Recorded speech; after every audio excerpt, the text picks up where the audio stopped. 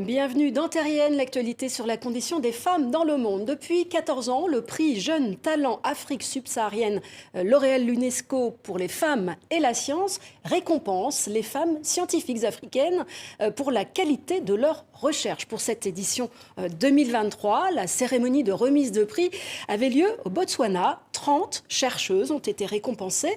Les lauréates reçoivent des dotations allant de 10 000 à 15 000 euros.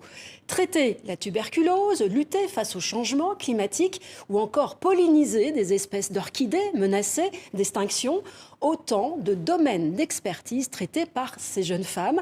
Un prix donc destiné à soutenir et surtout à visibiliser ces jeunes femmes du continent africain, comme nous l'explique la directrice de la Fondation, Alexandra Palt. La population africaine représente 17% de la population mondiale, mais il y a uniquement 2,7% de chercheurs africains. Et donc, sur ces 2,7% de chercheurs africains, on a 33% de femmes.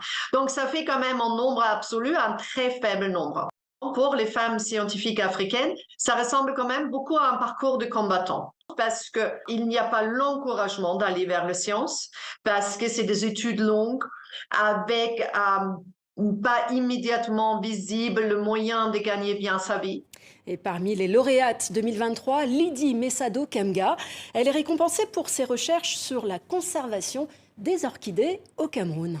Ma première réaction quand j'ai vu une orchidée pour la première fois, c'était de sentir l'orchidée. Je ne sais pas ce qui s'est passé, mais quand j'ai vu la plante, j'ai remarqué tout de suite qu'elle dégageait une odeur très agréable et je me suis rapprochée de la plante et je l'ai sentie. Et la famille des orchidées, c'est 30 000 espèces menacées d'extinction. Nous étudions la pollinisation des orchidées parce qu'il faut conserver ces espèces-là, parce qu'il faut connaître quelles sont les espèces en milieu naturel, quels sont les organismes en milieu naturel qui assurent leur pollinisation. Voilà, et pour cette chercheuse camerounaise animée par la passion des orchidées, finalement, choisir les sciences et devenir scientifique n'a pas été si compliqué que ça.